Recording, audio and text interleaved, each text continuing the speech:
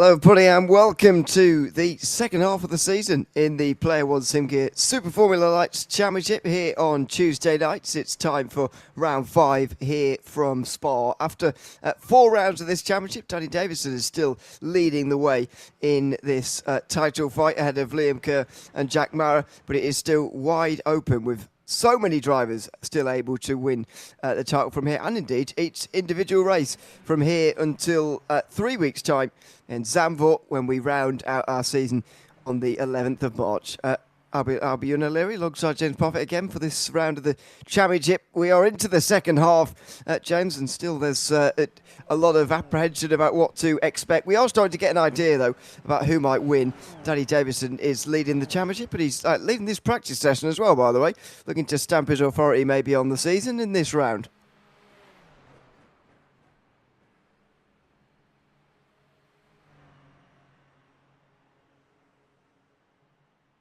That Danny is top of the championship with Liam Kerr tucked in behind him. Still to play for, Jack Mara in there as well. Tristan McLaren is currently top of the Challenger class with Jake Robillard in behind him. So lots to play for. I think Spa's going to be an interesting one. They were talking about slipstreaming earlier on as well. I was having a conversation with Thomas about it. He was saying it's absolutely mental with the amount of slipstreaming that they can get going up the Camel. So I think it's going to be interesting to see what happens there. Hopefully going into the Coombe, we don't have any dramas. I can't see anybody getting away at the front of the race very easily, that's for sure. I mean, look at the times, first of all. We've seen that throughout the season, but and they're ridiculously close when they're in an interval like that. And the slipstream as well, which you can save a lot of fuel in. I'm hoping that it is going to be, and I think it will be the former rather than the latter. I'm hoping it is going to be overtaking in the slipstream and plenty of chances for lead changes and stuff, rather than actually a fuel-saving game going on in the opening part of the race, to be honest, because you can save a lot of fuel in the slipstream as well as it keep the fields very close together. Yeah, you know, we were told that they can save literally 0.12 litres a lap in tow. So could make very interesting situations when it comes in conjunction with needing to pit. So, I mean, I don't know if they'll be able to get to the end. I don't think they will, even if we had a safety car, to be blatantly honest with you. But they will at least have one stop to make. But it's how they go about making it. I don't want to see that liney action because they're all saving fuel. Don't get me wrong. We'd rather see them battling and going, you know, hammer and tong at it. But look, we're not in the car. They're in the car at the end of the day, and they're the ones that can sort of decide what they want to do. Yeah, I have a feeling it could be single file earlier on, but I'm imagining towards not at the moment. Another thing that is very close at the moment and hanging in the balance is the Challenger Class Championship. Tristan McLaren is leading the way ahead of Jake Robillard and Josh Marsh at the moment. And since we're coming to the end of practice, we'll just take a look at that now. Chris Swaddling just a few more points further adrift with Nathan Verney in 5th place. Brett Douglas, Jason Depp and Andrew Liddon a little bit further behind. Now, it is not Josh Marsh leading the championship because he got a 5-point post-race penalty for impeding in qualifying. Now, we called at the end of last week's race in Canada at Montreal that Josh Marsh was the championship leader. That was correct at the time. I'm going to defend my maths, but the penalty was applied obviously post-race for impeding in qualifying. Quite easy to do at Montreal, by the way. And so he's lost those 5 points. He's now 4 points off the championship lead. But to have 3 drivers separated by 4 points is pretty remarkable.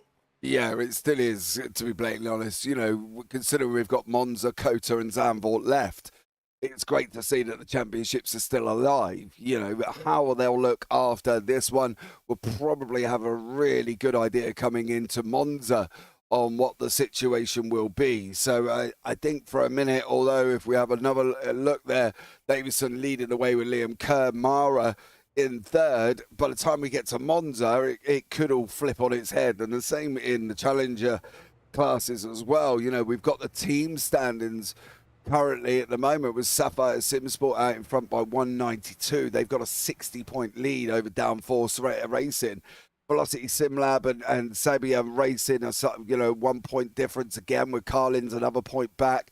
Orbit Drop Bear another point back from them. So that second place really in the teams is all to play for, with Pork Hunt Motorsport and Andreg bringing up the rear, of course. But we've just got into qualifying. It's great to see that it's all still up in arms. As I said, by Monza, will it still be that way? Well, we're going to find out not very long time, in 2 weeks' time. Yeah, indeed. 1 week's time, indeed. Where we'll be Yes. racing again in 7 days' time. We will be live with the round from Monza, of course, as always, as qualifying gets underway. Yeah, so when you're looking at the different, the 3 different championships, you can be forgiven for thinking that, Challenger's close and the others aren't. But it's not quite true. Challenger's close is because the drivers generally finish outside the top 15, where the gap between positions in points is only 1 point per position. Further up towards the front, there's bigger gaps between the positions. So the team's championship is always closer than it looks, because there's 2 drivers scoring points for each team every round. That helps to keep things a lot closer than it really looks. And Danny Davison has got, 29 points over Liam Kerr, but that's not actually that much. It's certainly not a 29-point lead like it would be in the Challenger class. So it is still closer, but my concerns would be that Davison has been a lot more consistent than the likes of Kerr, and McDonnell, I would argue. And the likes of Phil Vella and Flavio Dantas, we were looking at the start of the season after the opening couple of rounds thinking, they're going to be championship contenders. Then they're over 80 points behind now. And suddenly it's not looking very likely for them in the championship. Meanwhile, this is the slipstreaming game going on into the final chicane. Yeah, it's going to be the same all the way through. I think we could see a surprise here just due to the slipstreaming that's probably going to take place. And to be honest, I don't know if quali is going to be a real representative of where people should be, if that makes sense. I think there's going to be... some people might be out of position because they've caught a good draft and they've ended up in 4th rather than 10th. Do you know what I mean? And that's the thing. So I'm going to look at qualifying, kind of take it as a pinch of salt and see what happens when we get into the race itself. Yeah. I'm surprised there wasn't more of a game, actually, for all of that going on there, down in towards the bus stop chicane. They're all in one long line. You've got to time this right, because you do want slipstream down the Kemmel Straight, that much is obvious, but you also don't want to be too close for the middle sector, and I fear that the drivers just behind where we're looking here are a bit too close to each other, to be honest with you, and they're going to fall over one another. Well, not literally make contact, but I think they are going to impede each other anyway through the lap as loads of gravel's brought onto the circuit at No Name Corner. These cars will be picking up a bit of dirty air. Got to be very wary of that indeed, but they're getting away with it for the moment. And then a car pulls off. Now we'll slot into an even smaller gap. Oh dear, there's going to be all sorts of arguments about who's impeding who, I think, at the end of the day. Hopefully we don't see any penalties for impeding, but race control will give them to people if there's been people not careful enough out on the circuit in the qualifying session. Yeah, it's going to be hard to determine what's an impeding and what's them just being slow, I think, to be honest. I'm not surprised that we've got the Carlin boys of Dan Byrne and David Gallo together. They always do this in every single round, in every single race I ever watch them in. They're always drafting off each other, so they're going to use that. Now, the problem is obviously making sure they don't slip and get in each other's way. I think there's a big enough gap before Gallo in front that should allow him to basically pull each other along, and then they'll probably swap over and they'll go the other way with it coming into the next lap. Of course, they've got sort of 15 minutes, which they do need here. So at the moment, Danta's sitting on pole with a 2:08.589. I probably would expect that to come down a little bit before we get to the end of the qualifying session. And the interesting thing is that Dantas isn't really in or around anybody at the moment. He's very much just driving on his own. Or at least he was. But it looks very not crowded on the track map, but it looks very crowded in real life. So maybe he was getting slipstream. I guess he must have done. Everybody else is. I don't know what's going on there. looks like he's got miles of space in front of him. Maybe their laps didn't count and they're not appearing on the map yet. They don't count on the map until you have a lap on the board. So that might be the reason. But yeah, anyway, Dantas does have a bit of traffic up in front of him, but that's not the worst thing in the world. Phil Vella's seemingly trying to go without slipstream here, trying to do this without, and he has done well without. It's second place at the moment. He's actually gone purple in sector 2. Now, that's not a slipstreaming sector, which is how he could have managed that, but even so, this is a good performance and showing maybe that you don't need the slipstream in all those games going on back there. Well, yeah, and for him, it will be whether or not that's going to benefit him when we get later on in the session, once everybody started getting up to speed, and whether or not they're obviously going to be drafting off their other people in and around them. But at the moment, if Vella could do it without it, he's going to be the one that's going to be a big threat for the race, because he's done all of this times on his own without anybody. Through the final couple of corners, and Phil Vella is, I think, going to go to the top here, but it might not last the whole way. That's the key question. There it is, a 2:08.4. Now then, what about those behind with the slipstream? Can they respond? Edwards gets up to second place as there's some traffic and stopping in the background and all sorts going on there. Davison's still a long way back here at the moment. Further back in the group, Curtis Webb goes to the top with an 8.1. That's a very good lap time indeed from him, but that's the only driver able to go quicker than Phil Vella. Yeah, see, this isn't helping. It's slowing up, going again, slowing up, going again. You do end up getting yourself in a little bit of drama. Let's have a look and see what Zeltwinger's going to do. He's coming into the bus stop as well. What's he going to get on the exit? He's got 2 greens and a purple, so it's looking quite good for Lee. He goes over the line, of course, further back from the start line, 2:08.379. So he goes into second place. That doesn't look draft assisted. He's in the front of the queue. No, and unless it was draft assisted earlier in the lap, which we don't, it's impossible to know. But this is very interesting that Vella's actually getting away with this. I would have thought that slipstream you wouldn't be able to do without slipstream, really, but he's showing that you certainly can do without it. Davison is struggling really quite a lot now in this session. He's a second off pole nearly, and he's 12th place in the field. Scott Pocock just gets up behind him. He's not in traffic particularly, but I wonder whether he has been struggling with traffic through the middle sector through the first couple of attempts. We will check in on him at the end of the lap. But Phil Vella now, purple in the third sector, although that's gone away pretty quickly. Scott Barchani has taken his purple sector from sector number 1. Somebody else has taken it out of number 2. So Vella might make a personal improvement here, but I'd be surprised if he challenges pole this time round. 2:08.1, still the benchmark, small lockup down in towards the bus stop chicane. Where can he get to here with just over 6 minutes to go? It is going to be maybe an improvement. No, it's actually only half a tenth slower than what he's done before. Barchine over the line, just in the background. He is going to be next. Look at that. That's a healthy toe that he's giving to somebody. Over the line for Barchine. He goes to second. That is a good time. Just in the background, Curtis Webb was going quicker. He had a purple sector in there. He didn't go any quicker, though. Dantas had one as well, I think, but he goes third. He only improves on a personal best. Davison now does jump up as well. He's up to 4th place. Yeah, they're all going to spring around for a little bit here. I think Mara in 16th is also going to bounce up.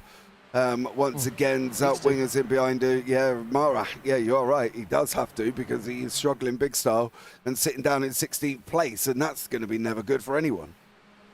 So's Liam Kerr, by the way, 14th place. So 2 big championship rivals. Oh, and he's off. Oh, dear. This is bad news for Jack Mara, who's been pretty good in qualifying of late. He's had a couple of good results in the last couple of weeks as well, but this is a bad qualifying. He's going to come round for this lap slowly, of course, and then he's going to have one more attempt to lift himself from 16th. Liam Kerr goes over the line. He doesn't improve either. He's 14th. There's definitely some people out of position, isn't there? People out of position, which is only going to lead to one thing during the race, and that's going to be them trying to come through the order. And at the moment, it could end up going completely Pete Tong for some of these guys. And I think that the likes of Mara, the likes of Pocock, Gowans, Kerr, they're going to have a race on their hands. They certainly are at the moment. Kerr is the only one on this lap who's really going to be realistically going to improve. Still waiting for times, by the way, from a couple of drivers. One driver, Darren Fay, has not set a time yet. I don't actually see our safety car in the field yet. Oh, now I do. Yeah, he is there. Robert Ridgway is the only other driver that's not got a time. So goodness knows what he's doing up at this time of the morning. Anyway, I don't really know. Where are we? He's got to be 6 hours behind us, isn't he, Robert, at the moment? He does sponsor the event. Well, yeah, it's 5 hours. America. I was going to say, I don't know what part of America he's from, though. Dantas goes to the top in 2:07.9. That's a good time from him, and that's pole position for the moment. Just one more lap round for him then. At the end of this, Curtis Webb is in pit lane. Looks like that's going to be that. Jack Mara's off track again, by the way. Hope he hasn't crashed. Otherwise, he'll be in big trouble in this session. Liam Kerr is now going to be next over the line. This is just a bit wide through Piff Paff, so he'll get back on again. But it's just not ideal for Jack Mara at the moment. Is it ideal for Liam Kerr here this lap time? As Dantas is giving slipstream to somebody else, that means he's going to be lagging behind in this lap. Kerr's going to be coming out of the final corner right about now. Needs to be from 14th position here over the line for Kerr. And is that, it should be an improvement. Yeah, it is. Top 10 finally, and that is a bit better. He's got one more attempt to get even further up the front, but that's a good effort. Yeah, it was. Somebody in front of Dantas, I think it was Craig Edwards, was getting all out of shape. And poor old Flavio was in there behind him, not really sure after he gave him the draft where to go at the moment. Sam Katgazinos is down in 29th. He's not having a good one either. He's got a couple of greens on the board. This should be an improvement for Sam. And we'll see how far up he goes. He's 3 seconds off the pace. Blimey. Still is 3 seconds off the pace. Oh dear. And off. And that's the end of the session. I think just over 2 seconds off the pace, to be fair to him. But yeah, it's not great for him at the moment. He's behind top 5 in the challenge class, which is currently being led by Tristan McLaren by a 10th over Josh Marsh. Looks like we're reaching our limit a little bit here in terms of lap times. Vela coming through, he's decided to give slipstream a go. I think he's only got slower since he came back here, to be honest with you. He, of course, went faster in the first sector. That's to be expected with the toe, but the rest of the lap, he's not been able to go any quicker, unfortunately. So I'm not sure this is going to be an improvement overall, unless the final sector slipstream has brought it back for him. It may have done. Hang on. Hold the phone. And there you go. Hold position. He'd only got a personal best in the first sector. The second and third, he'd gone quicker earlier in the day, but somehow the slipstream in the first and final sectors has overhauled the fact he wasn't as quick through the middle part. Yeah, you can see all the times coming up. They're just absolutely, they're all close together. They're sort of gaining time. We'll try and pick up on Jordan McDonnell as he's got greens on the board at the moment. He's sitting in 9th place for the Sapphire team. We'll see what he can get going into the bus stop. But yeah, great job from Vela there and putting himself in that pole position. Yeah. It's, well, provisional pole for the moment. Not quite going to give it to him yet, but he is he's in prime position over the line for McDonnell. And that is going to be 7th place. A decent little improvement for him, for the driver 4th place in the championship. Now, Jack Mara is off the road again on the way down towards the bus stop, from what I can see here. He seems to be stopped just before the bus stop chicane. Yeah. I'm not entirely sure why at the moment. He's just pulled off by the looks of things here. This is a bad session now for Jack Mara. He's got an awful lot of work to do if he wants to climb up through the field. He just seems to be stopped there, and he's not getting out of that position down there, so he'll just be left there. Flavio Dantas is leading the line again in the rest of the session. 15 seconds to go. He's got one more attempt at now taking pole away again from Phil Vella. Yeah, I'll have to see how he gets on. I want to see what Mark Hilly's going to be able to do. Mark's got 2 yellows and a green on the board. Is he going to be able to make any improvement on his... no. No. No would be the answer now. That can end that one quite quickly. Yeah, I didn't think he was going to make it anyway, to be honest, an improvement, but that certainly put paid to it. This is Flavio Dantas. Can he go any quicker? He only needs a 10th and a bit to take pole back away, and I'm not sure it's enough. It isn't. Edwards in the background goes up to 4th place. Good time from him. David Gallo about to come over the line just behind Angus Milne. They might well improve. Milne does not. Gallo is going to stay in. No, he does move up into the top 10 in the end. Improvement from Gowans. He moves up to the top 5 now with that lap time there. Good improvement from him. And a very good session, actually. Only half a second, just under half a second away from pole. Liam Kerr is finally getting this together at the end of the session. It's taken him a very long time, and he's done the thing of just saying, well, let's forget about all this slipstream. Let's just ride around on my own here and see how quickly I can go. And actually, he's going quicker in all the sectors on his own. So can he find some time here and maybe a surprise result? It's going to be an improvement, and it's going to be a top 5, I think, for Kerr. 4th place, 8.1 for Kerr. That's a good session in the end from Liam Kerr. Yeah, it just goes to show that all of these people setting them on their own. I do wonder if being in the draft, you know, you've got different braking points, you've got different, all of these sort of things that could get in the way, and where these people have been round on their own, because even Pocot's going quicker, and he's on his own as well, and this is his final lap. So, I don't know, maybe some of these people may have struggled being in that pack. I don't really know. It's difficult to tell which was quicker, because when Phil Vella was out front, he wasn't quite as quick as the leaders, although he was still quite quick. And then when he got in the pack, he did go on and take the pole position. So it's not really a straight answer to that one, I don't think. I think Robert Ridgway is going to make us watch a whole nother lap here. I probably think so. Oh dear. Oh dear. No, he's not. Never mind. He's going to jump back to pit lane, which iRacing's not going to like.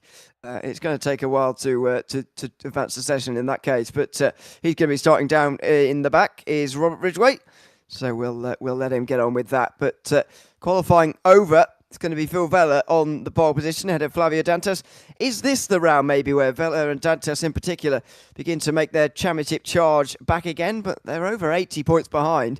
However, there is still half the season to go, and they managed to lose that amount of points in 4 rounds, so they might be able to gain those amount of points as well. Yeah, I think you're right. I think at the end of the day, the championship, although it does look further with Davison out in front, I think it's still all up for grabs. And I'm not going to be looking at it until we sort of get to the couple of rounds towards the end there, before when we go maybe after Monza Cota time, have a look at it and sit back and go, well, actually, this is going to happen. But it's too hard to predict when it's so close. So there you go. What are your thoughts on Mr. Ridgway? Well, he sponsors the series, Eric. So before you try and get me in trouble, he's a very nice man. Well, there we go. Yeah, he's woken up very early in the morning. That's and I can admire the dedication, as I can for Flavio Dantas as well, who's on second place here alongside Phil Vella on our grid. Curtis Webb and Liam Kerr on row 2. Kerr, after those late lap times, putting him right in the mix again. Craig Edwards and Douglas Gowans are final drivers within half a second of pole. Scott Barchine and Danny Davison share row 4 for the championship leader in 8th place. Lee Zeltwanger and Jordan McDonnell round out the top 10. It's David Gallo and Tom Donoghue on row 6 ahead of Adrian Doretti and Mark Hilly. Daniel Pine, Angus Milne, Scott Pocock, Jack Mara all the way down in 18th place after a very poor qualifying for him. Jay Dixon 19th ahead of the challenger pole sitter. That is Josh Marsh ahead of Tristan McLaren and Jake Robillard sharing row 11. Chris Rodling versus Andrew Liddon, that's row 12 ahead of Marcus Knitzer and Jason Depp. Sam Kazinos is behind those challengers with Brett Douglas alongside Darren Fay as well. Set a quite late lap time. Brett Ridgway didn't get one in. Geordie Slater didn't either in the 31 drivers who will be taking the start of this race. We do have our postcard, by the way. I was not quite getting that right earlier on. They are indeed here. And they are ready to be deployed if needed. Only needed at the Red Bull Ring so far because of a car that went, I think it was Lee Zeltwanger, ended up on his roof. But hopefully we don't get that again here. Hopefully we get a nice clean race here for 45 minutes at Spa. Yeah. Cold tyres, El Rouge Radion. Where have we going to see that before? I'm hoping we don't. I'm a bit worried about that, but I'm hoping they've all got their sense on to think I'm going to lift up through El Rouge Radion for the first time. Let's see. what they decide to do about that, because it's the first real pinch point in the race, and it's coming up right now. It is the 5th round of the Player One Sim Gears Super Formula Lights Championship here at Francorchamps, and we're underway. Vella off to a very good start, and he's going to pull over to the racing line immediately here to take the lead in towards turn number 1. Webb versus Dantas in towards turn 1 is going to prevail for Webb. That's a good pass on the inside from Curtis Webb, who pushes the Brazilian down to 3rd. Vella gives in the slipstream. He's trying to make them go side by side up through the S's here, and they're not going to do it. It's single file in the top 7. Then you've got side by side between Davison and Bartine, who's going to go backwards here. He didn't quite have the speed. Davison's round the outside, as are a million others. Here comes Webb, though, for the lead of the race on Vella, and Dantas is going to try and come through as well. Oh, it's 3 wide in the middle of the pack here. What's going to happen down in towards Lecombe? They're all going to get away with it by the looks of things. Good driving from everybody, but it's Webb who's held on to the lead of this race ahead of Dantas. Then Liam Kerr. Phil Vella's dropped to 4th place on the opening lap. Yeah, everybody's made it through. I kind of expected a drama. As soon as I started seeing 3 wide, I thought, oh dear, we're in trouble. But everybody made it through, which is great to see. Curtis Webb, though, got off to an absolute flyer going into La Source right at the beginning. He took that inside line, and then he grabbed Dantes as well. Liam Kerr, another one who got off to a great start. I think some of these drivers are going to really benefit from this, but Phil Vella down 3 at the beginning of the race. Zeltwinger up 3. You can see them there on the left-hand side. So there's a lot of people that gained, and there's quite a few people that have lost at the start. So we're going to have to see how they start coming back through the field. Well, it's all one long line, which is the important thing early on. You don't want to get a battle that splits the field apart this early on. In fact, only Geordie Slater is not attached to the pack, and that's because he started from pit lane. So that's to be expected. It is one long line. There it is, side by side in the background between McDonough and Gowans in towards Blanchimont for the first time, and that's through on the inside for McDonough.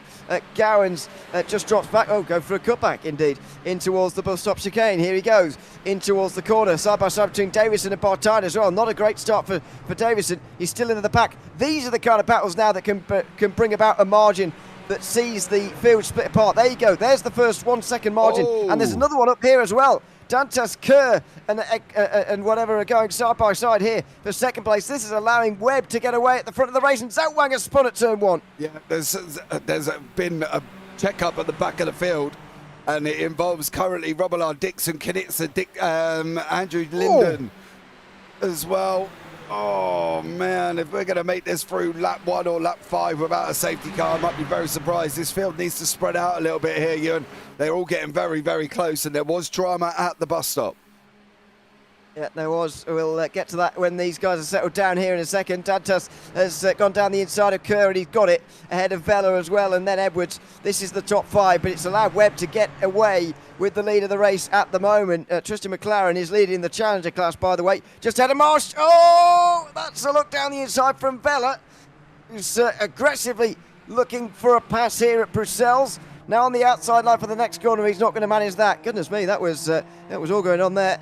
They just about managed to hold on, but yeah, this is the battle for second place as Curtis Webb has been allowed to get away from the rest of the field. Yeah, let's have a look if we can at the everything that went on the bus stop chicane, and indeed to Louis Deltwanger as well. Though I say spun at turn 1 this lap, it's dropped all the way down to 28th. So it kicks off here with Robillard at the moment. So Robillard in that car there, and then number 19. There's a check, bang, bang, up, oh, wow. Over it goes. He does manage to get it out the way in time for him, so that's not a bad thing on that one. So that was the drama there. Then we had Zeltwinger's own little moment down into turn 1, where he's got to make that mistake and gone round, unfortunately for him. Was it anyone? Oh, there was contact. I thought there might have been. Oh, he's very close to the racing line there, but he's just off it. Oh, he's just crouching behind the pit wall, trying to. Oh, whoa! I didn't like the look of that. Now then, let's see if indeed there was contact. Ridgway was going side by side here. Oh dear. Well, that was not Lee Zeltwanger's smartest moment, I'm afraid. And Robert Ridgway has lost his rear wing as a result, and many others have been into contact as well. I get that he's trying to get back on the road as quickly as possible, but I'm afraid that's not quite the way to do it. Angus Milne has been hit by, that looks like his teammate at Everything Simulated Racing. Yeah, definitely was his teammate. And unfortunately for Angus Milne, he has gone round. No, not Zeltwinger's smartest move at all. In fact, it was really quite bad, but I think... look, as you say, try to get back on the racetrack as soon as possible. Oh, yeah, well, you can't do that in front of somebody else. And Zeltwinger will probably find himself in some trouble a bit later on as a result of that.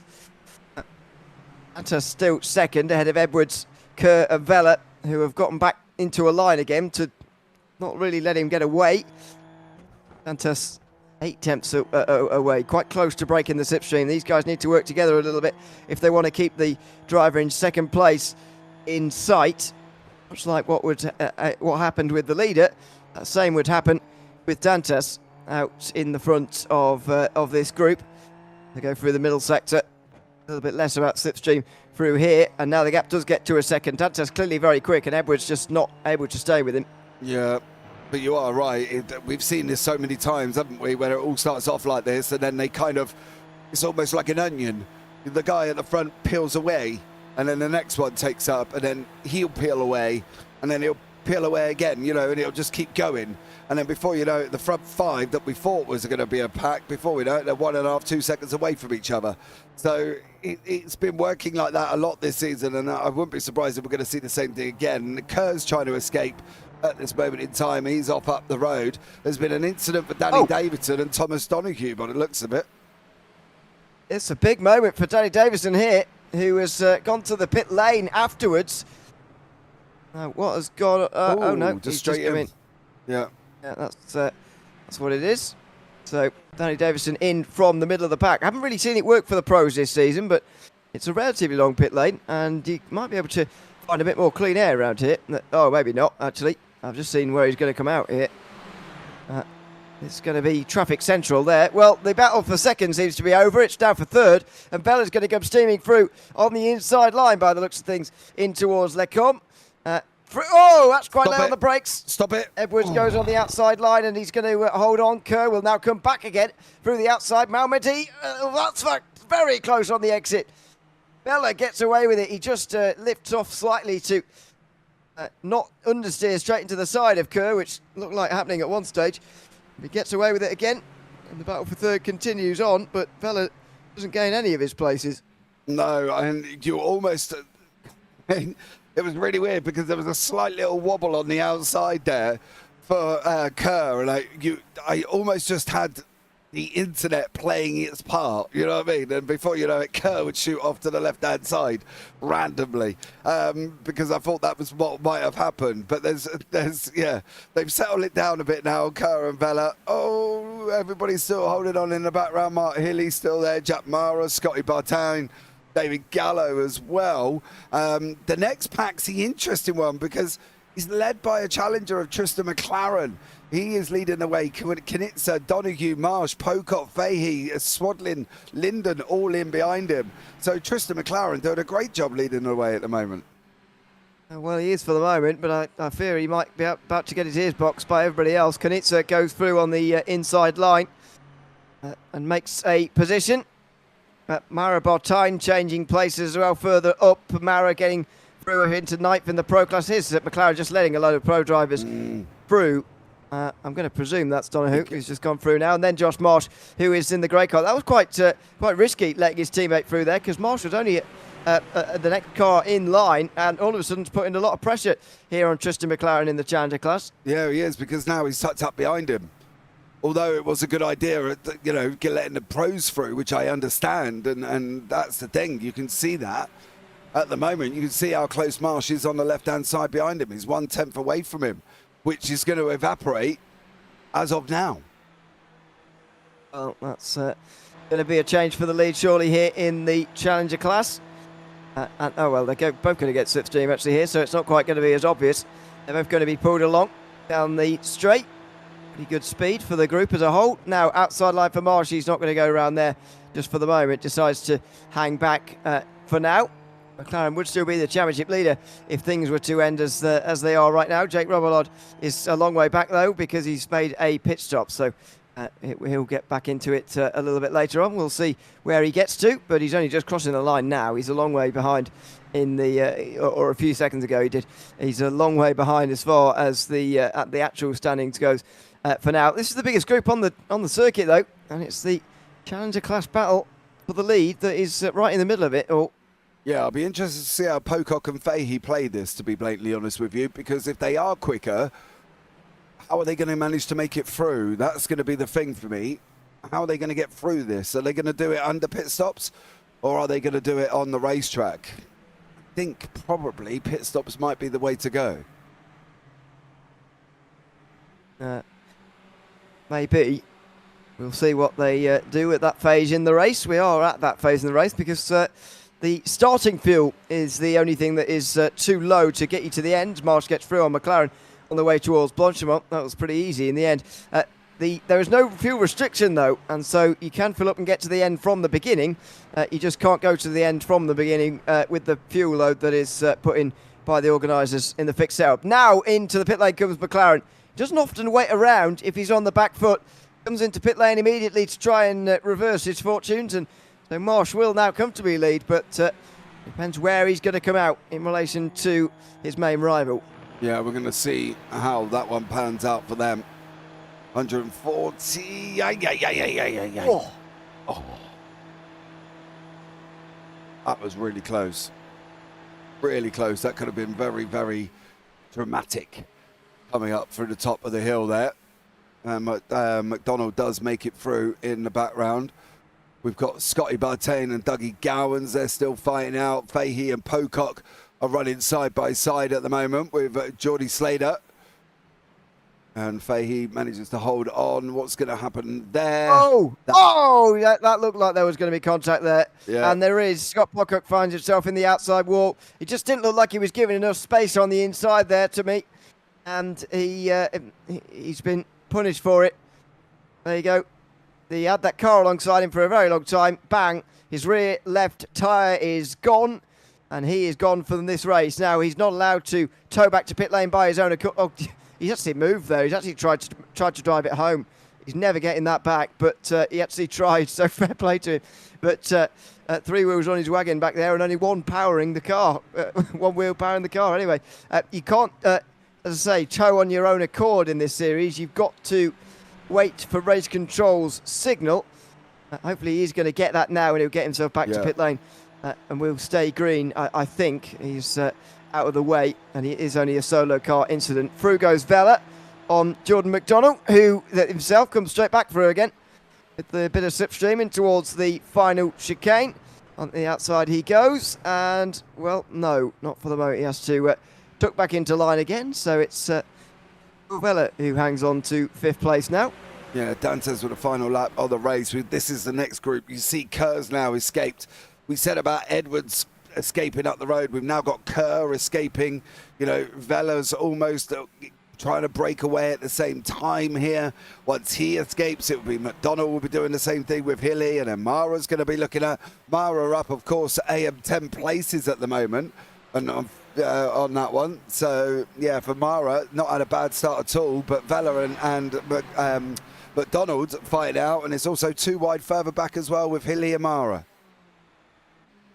It's too wide for these two battles, but sorted it out pretty quickly. Bartain and Gowans were as well, but that's around the outside for Bartain. He's running long this time round.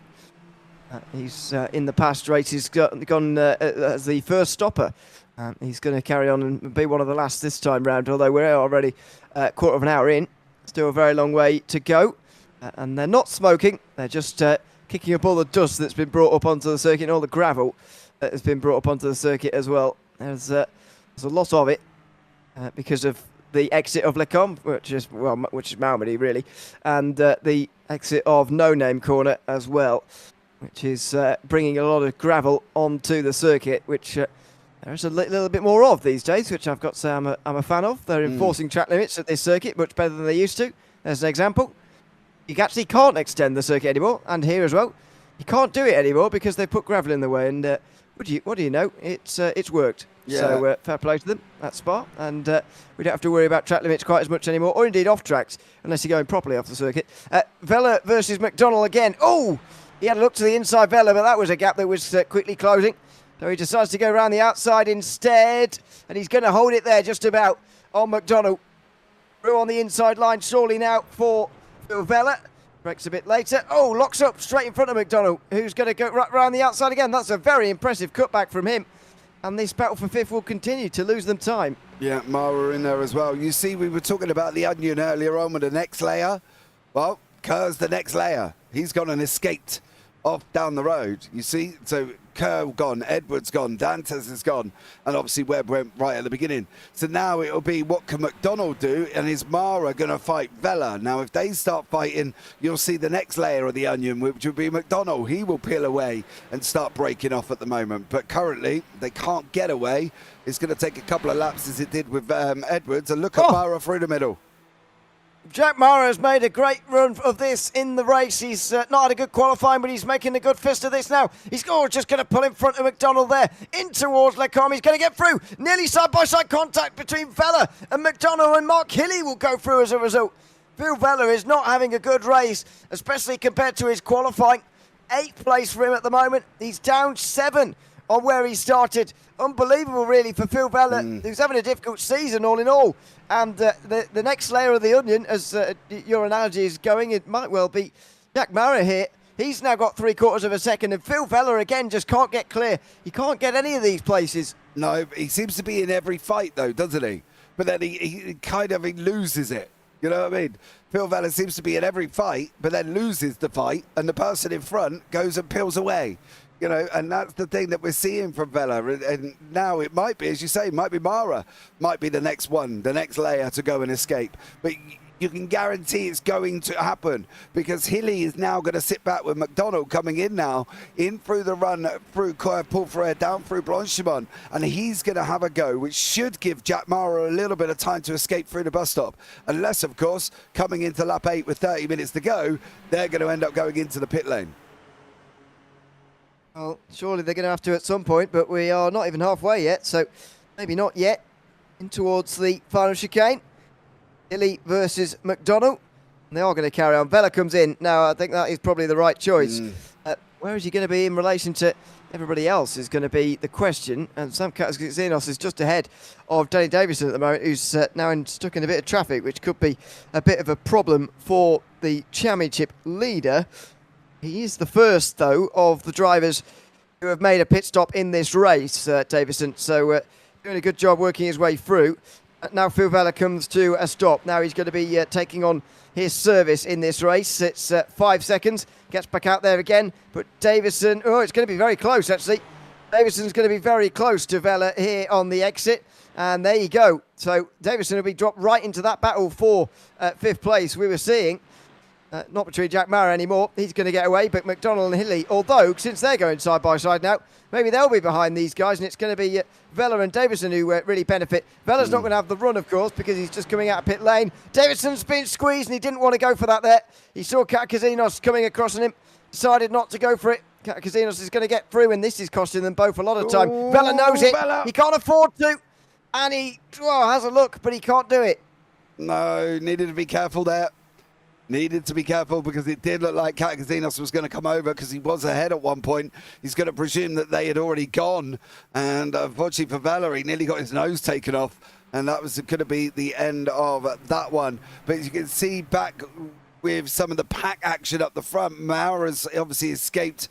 He's got McDonald now, who's got Hilly. They've escaped away from bar 10, has got Gowans, and then we got Marcus Knitzer, who's got Geordie Slater. Now I've got Slater as the first one to pit here. He pitted back on lap 1, did Geordie Slater? He started from pit lane. He didn't pit. Well, there you go. He hasn't pitted then. Happy why? No. Otherwise he'd be winning. In this situation, he's not winning at the moment. He's just made, I'm not taking anything away from him, by the way. He's made up 18 places. This will be 19 if he gets past Knitzer. Unbelievable job, really. I know there's been pit stops, as you say, but still, that's a great job from him so far. 12th place for Slater, and there you have it. confirmed in towards the final chicane with still 25 minutes remaining. Fastest lap of the race so far, by the way, for Dantas, who's still running in second place. Still not really been able to catch Curtis Webb, though, who looks like he's maybe on his way to a race win here. We'll wait and see, but this is looking good for him at the moment. Yeah, it is. He kind of had that amazing start, though, didn't he? He didn't hang around. Do you know what I mean? He got the inside line going into La Source, and then he was kind of off on his bike, and away he went, you know, and that was it. That's all we've seen of Curtis Webb. A great move at the beginning. Through he goes, and that's the end of it. But now we should see Thomas Donoghue and maybe Fahey taking this free wide if they can. They have done. Oh, squeezing. Oh, that was close. yeah, Fahey just backed off there. He knew that was not going to end well if he went through there, so he decided to back out of it. Kanitsa trying to let one through, but maybe not both. Now down the inside again through Mawadi. Very close, but Fahey's going to go around the outside and get through into 14th place. Further back, Davison now ahead of Vela again. Still got Milne and Katkazinos in behind, and I know that these guys have been battling away. I fear a little bit that they've cost themselves time in these last few laps doing all that. Yeah, you are right. They have. Without a shadow of a doubt. It will be now where they come out in conjunction with Mara, Kerr, Edwards, Dantes, McDonald, even Hilly at the same time, what the situation will be for them guys, because I think, as you say, the racing, although been great, they have cost each other. And yeah, Davison didn't do himself any favours. He dropped right out in the pack, which is not good after his pit stop. Outside the top 5, but inside the top 10 would be my guess for these two. Unless they battle further, in which case it could be worse. But at the moment, that's looking like it's where it's going to be. These two have not battled particularly hard in these last couple of laps, working together, now realising the task at hand. As we approach half distance, by the way, we are about 45 seconds away from halfway, so that suggests we might well get 21 laps in here today for this one. And about halfway around this lap, we'll be exactly halfway in the race, but still a long way to go for Curtis Webb to hold on to the win, and for everybody else to gain the places that they need to. Speaking of which, Jack Mara has done the best job of that so far inside the top 10. 13 places gained. That was absolutely needed after his qualifying, and might, at the end of it all, he might be gaining points in the championship eventually. Yeah, I think you are right. What are you going to do? What are you going to do? You're going to take him inside. McDonald's going to come back and have the inside line again. There's somebody in the wall. That's Craig Edwards. Edwards is in the wall. Yep. Now, was that all on his Edwards own? Through, must have been. Through Lecomte. He's managed to find himself in the gravel. These cars shouldn't be spinning on their own, really, through that corner. Oh. Just too much speed on the way in there. And there it is, into the gravel. That's a real shame to see for him. He rode the curb all the way around Lacombe. Watch. Front right goes up in the air. There you go. And then, unfortunately, he was relying on the left traction for the rear left on that one. I mean, that's pretty normal, really. There's nothing out of the ordinary there for me. It's just broke away from him there. That's a very annoying one for Edwards. Drops down to 9th now, and he's in all sorts of battles, and he will be. Vela again ahead of Davison. Milne battling away with him as well. I mean, there was too much argument from Davison this time round as to the 18th place, which is certainly a positive for these two as they try to get themselves back further towards the top 5 and towards some good points at the end of the day. Davison, the championship leader, looking to limit the damage to drivers like Liam Kurt, who's up in 3rd at the moment, and he's going to be taking a decent chunk out of that championship lead as things stand. Don't forget, Davison's not literally in 19th place. We're still waiting for most of the pit stops here with 21 minutes to go. Yeah, there's a lot of, well, everybody pretty much in front of them have not pitted. So they are the final ones the first ones to pit was Phil Vela. And then basically everybody from 18th up have not pitted at this moment in time. So, yeah, but these guys can sit there on the left-hand side. Slater, it still says Slater's pitted, but obviously he started in pit lane. Yeah, it does do that.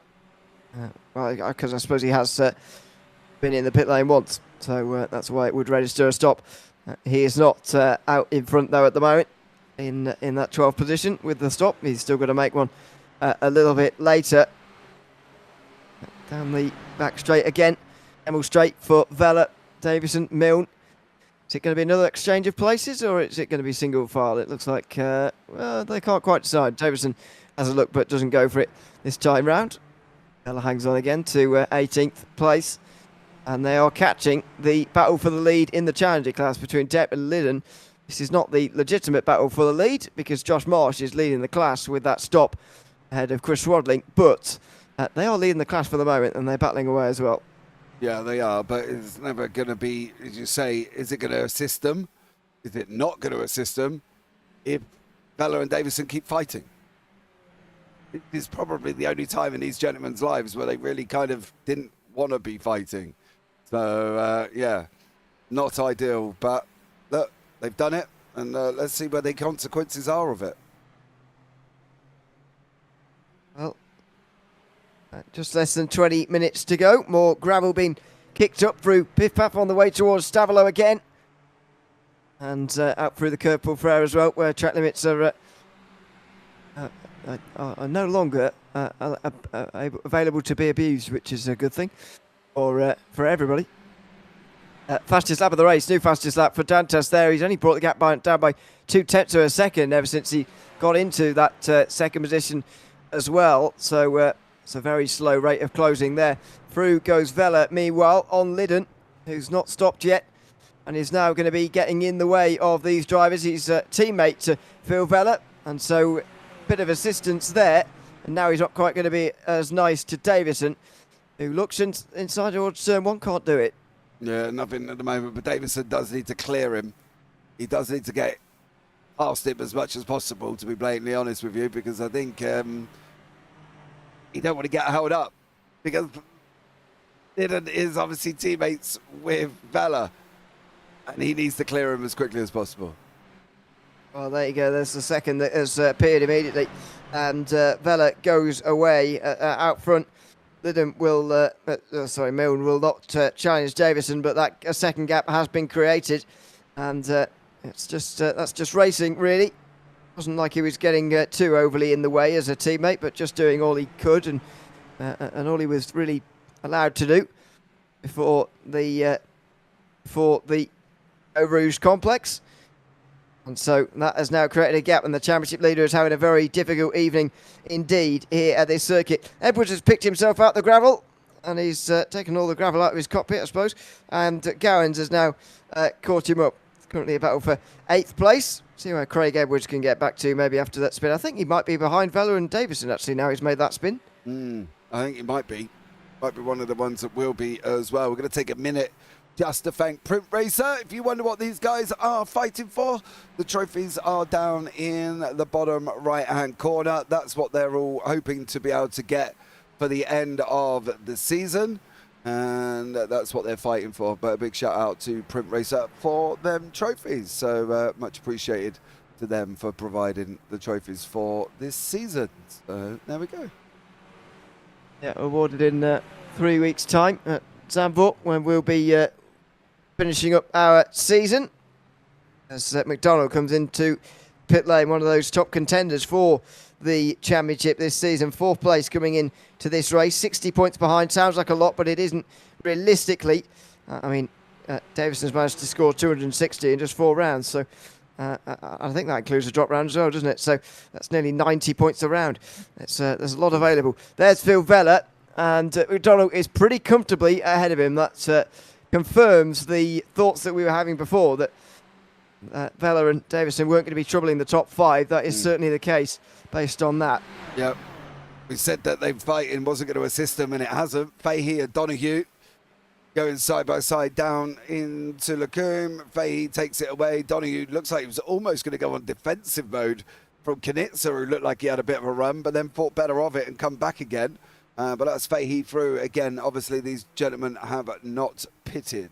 So still, it's going to be McDonald who will be the first one that in pit, the first one that has pitted. Yep, he's now taken that over from Vella, as he held that for a while. I'll be hoping that these 3 pit just in a short while before he gets there.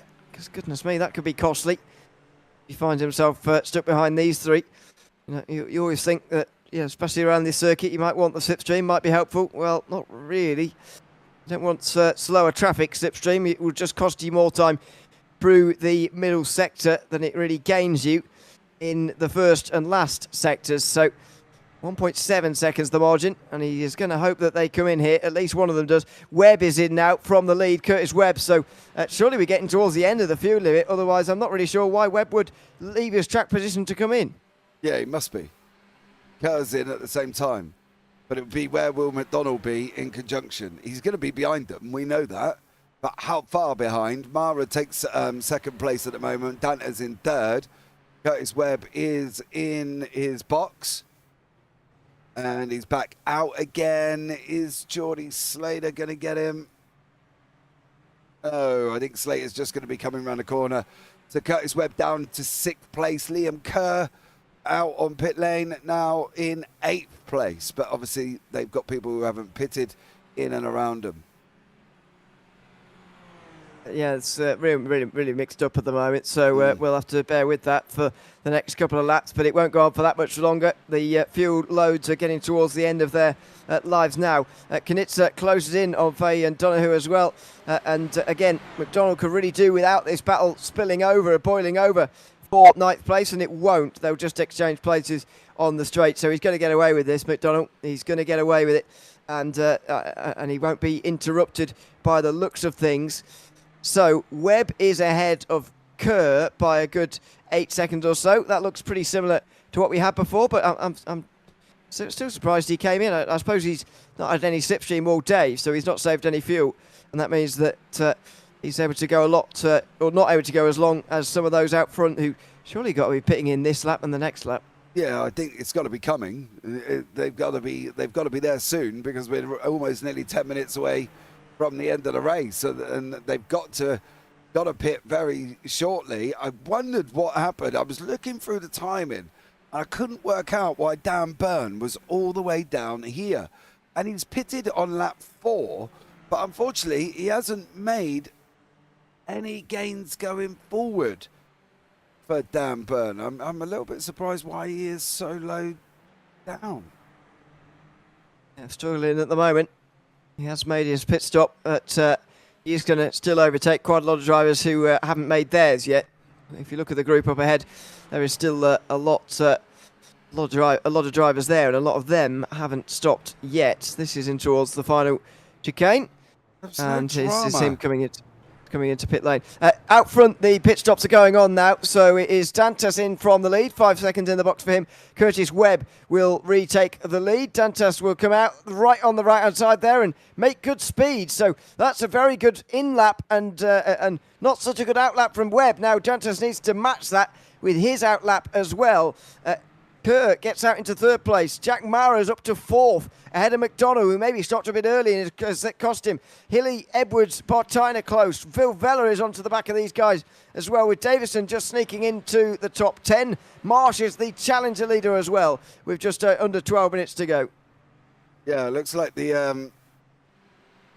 was just seeing it was kind of coming out the pit lane then. They've all started coming back. It's kind of as you were before they started going into pits. So it's Craig Edwards, Mark Hilly, and Scott Bartain are close together. Phil Vella's not massively far back. Adrian Loretti. Dan Byrne is now jumped back into 14th. So he's only up 1 from where he started in the beginning of the race, because he started in 15th. So he has gained 1 place. He does have his teammate in 12th. Ahead of him, but at the moment it's McDonald. Oh, Hilly with a big puff of gravel that's going to smack Craig Edwards straight in the boat race. Yeah, the place Edwards was in before the pit stop cycle is certainly not the same now after that spin he had at the Lecombe chicane. He's dropped back into this group now with Hilly, Bartine and Vella. All battling away for 6th place. Oh dear, they're all off the circuit there. That was pretty clumsy. They will all have an instant limit, of course, to bear in mind, and they're all going to be reaching it very quickly if they're driving into the gravel every corner. Goodness me, Bartine can't keep it on the tarmac. Anyway, he's down to 9th. Vella goes through. That was pretty easy in the end, because they keep following each other off the circuit. I think it's that tunnel vision, though, isn't it? Come on, we've all been there. We've all been there. I've done it. I've followed somebody into a wall at Charlotte, so I know her full well I've done it, and that was on the oval circuit. Yeah, no. See, you don't know what to say to that, because that's quite an achievement, isn't it? No, I wouldn't say. I would say you're even more likely to get tunnel vision on an oval and run into the wall. It's even closer. You know, you're more likely to hit the wall on an oval than you are here. Well, I definitely did. Oh no! Edwards goes for a spin and he's going to be. He's been clipped. Yep. I think it was only net code, though. I think it was only net code. I don't think he was actually hit in real life. I think that's just on our end because he's still got a front left wheel attached. This is. Sorry, went back too far. Somewhere else. This is Edwards just gets on the power too early through that, and he gets clipped. But well, yeah, as I say, gets clipped supposedly by Bartine. I think that is. I think that was just on our end. I don't think he was clipped on his end. I think he's fine. This is into the final couple of corners.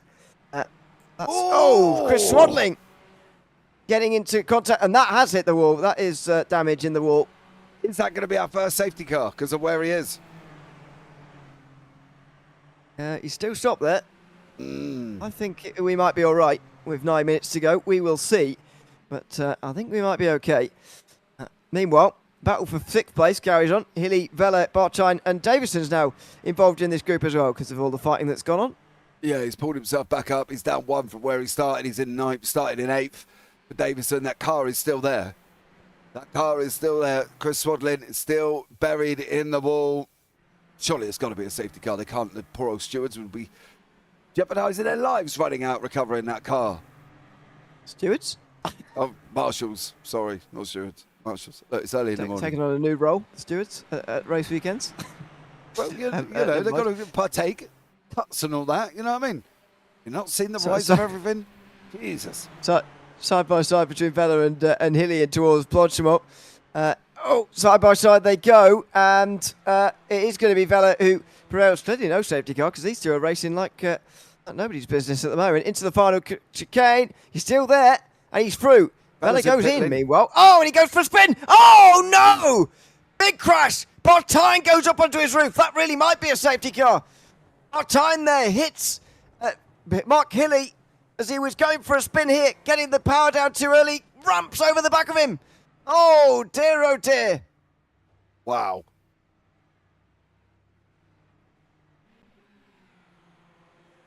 That was spectacular, wasn't it? Was quite a spectacular crash.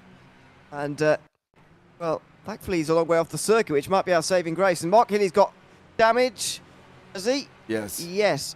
Chris Rolling's still in the wall. Yeah, I think we could be seeing a safety car pretty shortly here.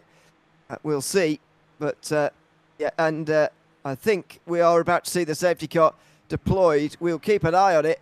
There are only 7 minutes to go, don't forget, here, so it's going to be a very short, it's got to be a very short safety car unless we're going to finish under yellow here. And indeed, we are going to go with safety car. You can see the Porsche coming out the pit lane. Well, he's sat there. At the moment. Are they going to deploy him, or are we not deploying him? Well, it wasn't sat there before, so yes, we will be. Unless there's a slowing down. There you go. So Kerr up to 3rd ahead of Mara. And there's Peacock. Now, I want to know why Phil Vella came in last time around. Did he just have a drive-through penalty? I suppose he did. Now down to 13th place. Bit of a disaster for him, but this is a bit of a saving grace. Maybe he'll make up some places here. Yeah, did they give him... I wonder if Vella knew there was going to be a safety car. Well, I don't see how that would have helped, really, because he had a drive-through, so... It was definitely a drive-through. Yep. Oh, this is going to spice up the last 6 minutes, or is this going to finish under yellow here? Well, that's my concern. There's 3 stranded cars on the exit of the final corner. It's a second safety car in 5 rounds. We had one at the Red Bull Ring for Lee Zeltwanger, who had ended up in the middle of the road on his roof. Scott Bartone's not exactly in the middle of the road, but he is stuck on his roof. And unfortunately, we've also got Chris Swadling in the wall down there at the final corner. And Mark Hilly is stranded with no way of getting back to pit lane either. He's too damaged to drive all the way around. So we have gone safety car here at Spa. there's Hilly. It's just too much suspension damage for him. Has he picked up the leader? It certainly has. So last time at the Red Bull Ring, we didn't pick up the leader, and it turned into a bit of a palaver. But it looks like we have picked up the leader this time, and we're going to be ready to go. If they're quick, they're going to try and get us green at the end of this lap for a bit of a dash for 1 or 2 laps. Never going to happen. You don't think so? Oh. Well, I think we could get back going again here. You reckon? Yeah, I mean, we go very slowly. I mean, really slowly at the moment. I'm not sure what speed this is, but 60 mile an hour. 50 miles an hour. What they'll be monitoring Ks. I guess it's 100 Ks an hour. They're keeping it at in this car. And maybe once the field is joined up, they'll speed up a bit. But this is all to allow the field to catch up. And to get everybody stacked up and ready to go again after our second safety car of the season. Josh Marsh is still leading in the Challenger class, by the way, but this safety car doesn't really help him. He was leading by such a margin that he would have actually taken the championship lead at the end of the day, but now Tristan McLaren's closer to a lot more drivers he might be able to overtake. Yeah, he might be able to. So I was trying to see, I cannot see this not finishing under green. If they're Same. They've got to go round another half, right? They're traveling, say we say 100 Ks, right? Fair play. 100 Ks going round again, and they've only just gone halfway through round Pouhon. They're going to get all the way to the end, which is going to be at least another probably a minute or so, which is 2:40. Unless they're going to get this car out of the way this time. Does anybody else have no Mikey No running through their head at the moment? That's my point. He's going to come in this time round. That's my point. I think that's what's going to happen here. Yeah, no lap cars involved this time round. Actually, the lap drivers and those involved in incidents have actually got their fast repair done now, and they're back out again. Chris Swadling, Mark Healy and Scott Bartano are all back out onto the circuit again, running down the back straight at the moment. So I think race control might not worry about them because they're already a lap down anyway. Might as well leave them up to race amongst themselves. We'll see whether the pace car comes in this time round because you're right. If there is no safety car this lap, and they won't get it away in time. So now it is speeding away. Webb will hold it at just under 100 Ks, just under 90 Ks. And so he'll get ready to restart as the drivers behind him weave around. It's going to be 1, maybe 2 laps. It's going to be even close as to whether we get 1 or 2 as well. 1. Close. Probably 1, though, yeah. I think they've got 1 minute 8 at best. 2:08. They've got 12 seconds to get through the bus stop and get this started. The safety car's not even in pit lane yet. 2:08, sorry, not 1:08. That would be very quick. Seconds lap. tick by.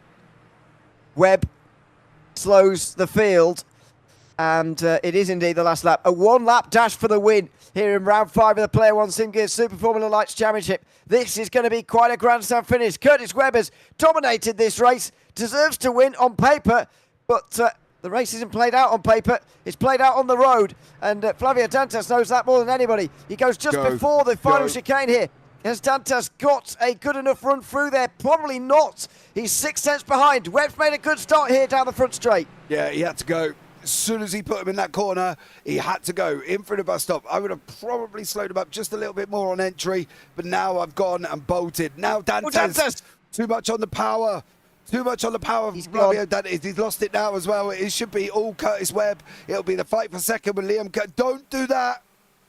It's going to be side by side up the top of Eau Rouge here. It's the final lap of the race here, and Kerr's going to try and do this here. Gain some more points on Davison, who's been given a bit of a lifeline by this as well. Jack Mauer's going through on the outside as well. 3 wide here for the final 2 podium places on this race. In towards Lecon, they're very close. Kerr squeezes. Here comes McDonald in the background. He doesn't know where to go. 3 wide into the corner. Mauer's very wide. McDonald's going to get 2. Oh, he's off. He's off. He's trying to get the podium. He's going to be off. He's going to get back on. Oh, it's straight in front of Mauer, who goes straight into the air, and he's out the race. Jack Mauer's got out the bounds of the circuit, and he's out the race. Davison picks up the pieces, and he gets to 4th. Yeah, yeah. Did you see that? Mauer went and just off into the shadow realm. He'd gone. He didn't even stop and hit anything. He just went straight off. And poor old Mara, wow, that's the end. That's the end. That's it. Unfortunately for him, for Jack Mara, he's just gone. Watch. Have a look at this. Is going to be quite a camera angle, by the way. I think he's going to assault the cameraman nearly. Well, this will be one as well. Look at this. McDonald comes straight on the circuit pretty recklessly, to be honest. Yeah, he's and just gone. Mara finds himself completely into the air. Out front, though, it's going to be Webb who's going to take this race victory here in a couple of moments' time. There's McDonald. Yeah, he can't rejoin the circuit like that, I'm afraid. But that's a spectacular accident. Into the final corners then for Curtis Webb. It looks like it is going to be race victory number 1 of the season for him in a great performance. Further behind, they're going to battle over the minor places, but it's going to be Curtis Webb who takes victory here in round 5 of the Player One Sim Gear Super Formula Lights Championship. What a great performance from Webb as he comes over the line to win here at Spa ahead of Kerr, who finishes second at Dantas, and Davison, who rescues his championship lead again. He will retain it, but it is reduced again by Liam Kerr on the podium. Wow, what's going on? Hold on, Dougie Gowans was... Dougie, for some reason I had him in second, and then all of a sudden, oh no! Oh wow! He over onto his roof. That's why he was second, because he was at that part of the circuit. It was registered on the front straight. Goodness me! We have seen some accidents here this afternoon.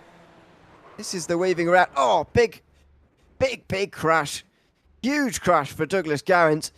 He ends up right down the escape road down here, and that is the end of his race as well. Oh my goodness. Milne and McDonald, by the way, did they make it to the flag? They just escaped straight afterwards. Yeah, goodness me, what a race, and what a dramatic race in so many ways. Goodness me. And the worst thing is, it's not even registered that Dougie has finished yet. Won't. No, it won't. Finish a lap down. He's not. You know, no one's going to save him from there. No. Can't really push him over or anything. Unfortunately for Dougie Gowans, he is literally there. Yeah. Wow. That's that happened, I suppose. I don't, if it wasn't his wheels, I don't know if it's possible for him to go through the tyre barrier there and sort of through that little gap in the wall that you could see in that last camera shot there. Is it possible? Maybe the turning circle on this car is not quite good enough. But there we go. Anyway, Let's kicked him back out. Yeah, well, I'm not surprised, to be honest, because he's not been moving for a while. He'll be down the field. It's Curtis Webb who holds on to win there on that chaotic safety car restart ahead of Liam Kerr and Flavio Dantas, who changed positions into the bus stop on the final lap. Danny Davison retains his championship lead with a 4th place finish, with David Gallo running out the top 5. Geordie Slater with the man of the match performance, I think. 6th place after starting from pit lane. Craig Edwards, Phil Vella, Adrian Loretti and Daniel Byrne round out the top 10. Darren Fahey was 11th. Then Josh Marsh, who retakes the Challenger Championship lead, as long as he's not got any post-race penalties, because it's the 2nd week in a row. I've said that now. Marcus Knitzer finishes 13th, and Jay Dixon and Lee Zeltwanger rounding out the top 15. Andrew Liddon was 2nd in the Challengers at Sam Kazinos, and Tristan McLaren on the bottom step of the podium in the Challengers. Robert Ridgway and Tom Donoghue round out the top 20, with Brett Douglas just outside of it. Angus Milne, Jordan McDonald get out of the for the end. They finished 22nd, 23rd. Jason Depp and Jake Robillard, who was on the lead lap at least towards the end, but he does lose ground in the championship. Jack Mara retires, as we saw, as does Douglas Gowans, who was on his roof. Scott Pocket, Scott Bartone, Mark Healy and Chris Swadling did cross the line multiple laps down. Let's have a chat to Curtis Webb then at the end of this one, who has taken the race victory here at Spa tonight. Congratulations, Curtis, on the win. I mean, I can only imagine what you were thinking when that safety car came out and you were going to be faced with a restart right at the very end. What was your emotion when you saw that come out? Bloody terrified. Flavio had good pace, so I knew if he was in my toe, it was going to be a close battle. But I locked in on the restart and got lucky. So yeah. Well, you managed to pull away so much so that the battle was for second and not for the win. I mean, how are you finding the circuit and the car combination out here tonight? It was certainly one you looked very comfortable in, leading pretty much the whole way.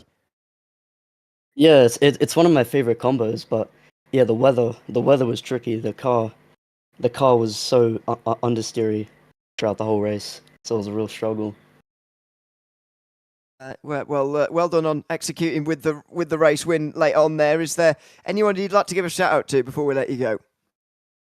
Shout out to my brother for the emotional support. And yeah, Well, congratulations on the win, Curtis, and thanks for coming to chat to us as well. thanks, mate. See ya. Thanks very much. Curtis Webb, the winner here tonight at Spa in the fifth round of the championship, just ahead of Liam Kerr, who finishes second and can now join us as well. Liam, congratulations on a second place finish. Tell us a little bit about that safety car restart. I mean, it was absolutely mental to watch. Tell us a bit about what you saw. Cheers, mate. It was chaos, honestly. I was just trying to stay alive. I knew that I had to check up a little bit so I wouldn't pass, I think it was Flavio on the straight and then get shafted by the slipstream. But once I had that inside line on the back shed, I knew I had that covered. So it was just a matter of keeping it clean and trying not to shove people off. But I don't know who went huge. I think it was Jordan or Jack in my mirror. Late on, I looked up and I see this car flip over the wall. So it was a lot of chaos. Yeah. Jordan hit Jack and Jack went flying, shall we say? Oh, see. Yeah, it was huge. He cleared the barrier on my rear view. It was so funny. Yeah, I can imagine that in the mirrors. Out of context, probably looked rather strange from your point of view, certainly. Correct me if I'm wrong. I think this is the second week in a row you've gained a few points on Davison. Not many, but you have gained and got a little bit closer. 29 points behind at the start of today. A couple of positions ahead. That will reduce, although he will still hold on to the championship lead. How do you feel about the championship situation now with 3 rounds still to go, and with the both of you finishing actually quite consistently in the last couple of weeks? Yeah, honestly, it's anyone's game for the top 5, I reckon. It can swing like huge depending. If you just miss out on that top 10 in a round, you will drop like probably 8 spots. It's just a matter of being consistent and who's the most consistent by the end of the championship, and hopefully that will be me. But Danny's a really good driver, so I guess we'll have to see. We certainly will. In case you're interested, on the stream at the minute is I just had to see. I just had to see what happened. Yeah. And then all of a sudden, what's Jordan? It just comes straight up the side, and then you're going to see a flying Jack Barra at the moment, who is just going to launch up in the air. And there he goes. Oh, that's huge. Yeah, straight over the barrier, and that was the end of it. It was quality, isn't it? Yeah, I nearly missed my braking zone through here because of that. I was just laughing my head off. He, of course, got unfortunately towed straight away automatically because he actually managed to find himself outside the circuit. So pretty unfortunate for him. But anyway, congratulations on second place here tonight, Liam. And is there anyone you'd like to shout out before we let you go? Just the usual. Shout out to Sapphire, Auto Moves, Lee and Jordan. It's a shame that we didn't really get the points that we deserved today, but stuff happens, so we'll just keep our heads up high into the next one. Still got a lead in the constructors, so it should be fun towards the end of it. Absolutely. Congratulations on second tonight, Liam, and thanks for chatting to us as well. Cheers, guys. Have a good one. Thanks very much, Liam Kerr there, second place here tonight at Spa, just ahead of Flavio Dantas, who can now join us as well. Welcome in, Flavio. Good to have you with us. Third place at the end of that race. Tell us about that safety car restart and that final lap of the race. Oh, there was a craze to be in the middle of that 3 wide there, but we managed to finish in P3, and I'm happy with that. I just need more consistency. So yeah, I'm so happy with the result today, and I was pretty quick. I think I was pushing to get Kurtz, and then the safety car came in, and that's the game. That's race, So yeah. How have you felt about this season so far? Because you had such a strong opening round at Suzuka, and everyone was talking about you as a real championship favourite. And unfortunately, we haven't seen you on the podium very much in the 4 rounds after that until we've seen you here today at Spa. So what's the season been like for you? It's been a bit difficult for me, like some situations in track where I think the first one was Japan. I did very well. The second one, I was top 5 on the qualify and Red Bull Ring, and then I got I really didn't go well with the safety car, so I lost all the positions that I had. I was P2, I think, at the moment. And then Algarve had a great pace as well. I did pole position, and I got too many incidents. So yeah, sometimes it doesn't go on my way. So I'm trying to get the consistency and then try to finish strong this championship.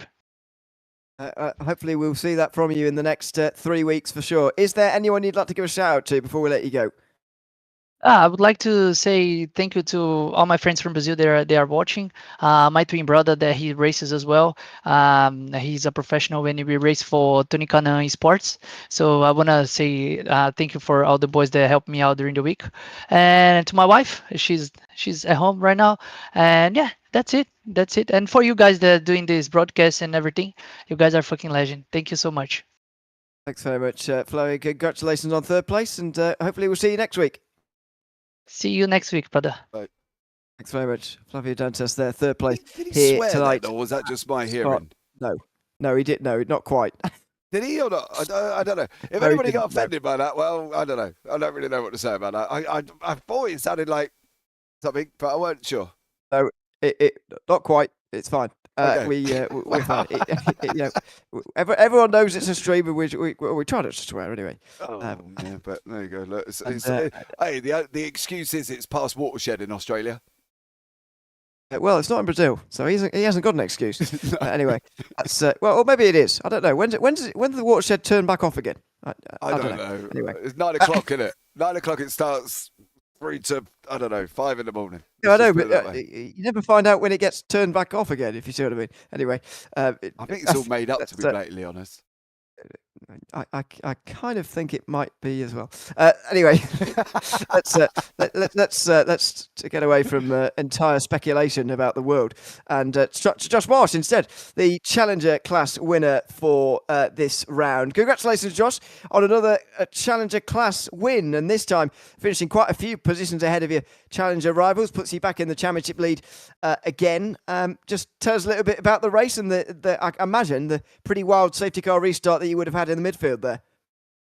Yeah, it was pretty wild. I pitted really early because I saw Tristan pit and I knew that I was racing him. So I saw him pit and I followed him in the next lap and I was way back for most of the race. And then, and then just kind of with everyone else pitting and just shuffled my way back up the order to 10th or something. And then, with crazy last lap dash. And I knew I just had to keep my nose clean because I see people in front of me going 3-4 wide down Kemmel Straight with all the toes happening. So few incidents there, but yeah, really happy with the result. How did it feel seeing the championship standings at the start of this round? Because as I think I maybe said to you last time you were here, you were going to take over the championship lead after last week's race in Montreal, but unfortunately 5 points were taken away from you, and now you were back to 3rd in the championship. Now you're back in the lead again with Tristan McLaren finishing further down. How has the season been through this midfield part, and just changing and chopping and changing around quite a lot in your battle with Tristan McLaren? It's been pretty intense. You got to can't make any mistakes in this midfield because it's such a tight group.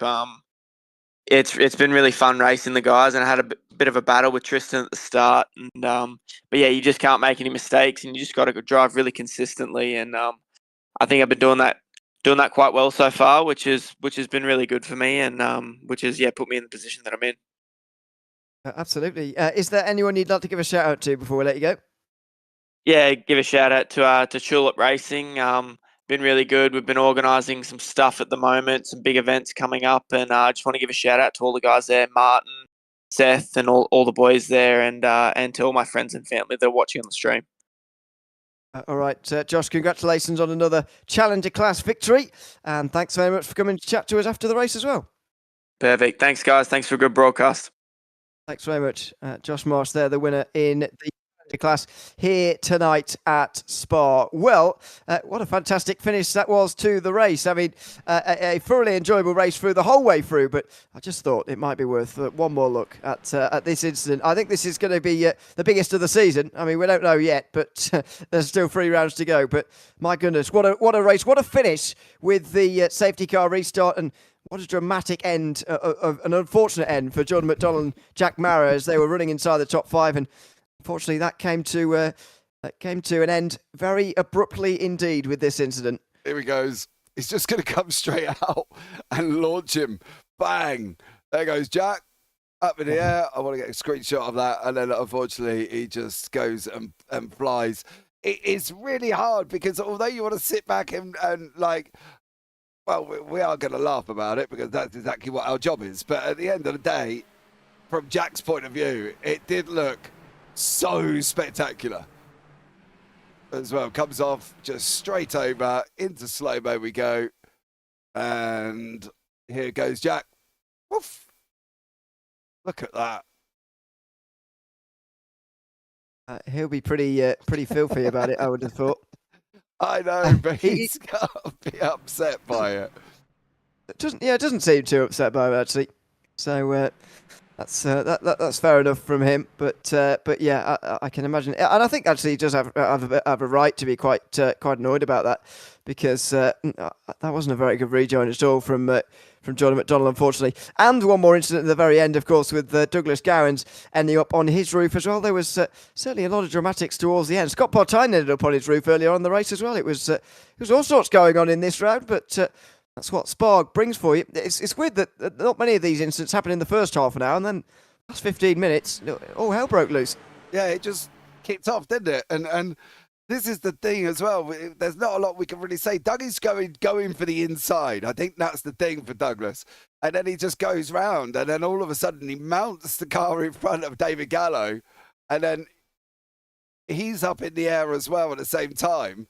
And then off he goes, and poor old Dougie, yeah, that was it. That's all she wrote. So, yeah. Very dramatic ending, but I loved it. I thought it was awesome. Sam Cat Casino's fun combo. I gained like 4 spots last lap. I bet you did. I got a handful of spots in the final corner as well, says Robert Ridgway. So everybody gained from everybody else's incidents. Yeah, those two gained 10 and 11 places each, by the way. But the biggest move forward was Joy Slater, who made that contact with Gowans at the very end there, I think. I think that was him. Yeah, it was. So 25 places gained. I don't think that was Slater's fault either, to be honest with you. I think Gowans came across on him there, personally, in the braking zone. But we'll see what the stewards have to say. I'm sure there will be plenty of those stewards' decisions to be made over the course of the coming week. And we'll bring you the results of all of those in next week's broadcast, which comes to you live from Monza. We'll be live same time, same place in the Super Formula Lights Sprint Series, the Player One SimGear Super Formula Lights Championship. A big thank you before we go to all the sponsors, including Player One SimGear, who are the title sponsors for this Super Formula Lights Championship season. But also Print Racer, Image Digital, Ridge Racing Setups, RSW Graphics, Everything Simulated, and 24/7 sim services. Big thanks to all of them for their support in this season. This has been round 5 of the FDL Super Formula Lights Sprint Series, the Player One SimGear Super Formula Lights Championship. I've been Ewan O'Leary alongside James Parfitt. We'll be back in 7 days' time with the next round from Monza. But from all of us here from Spa, it's goodbye for now.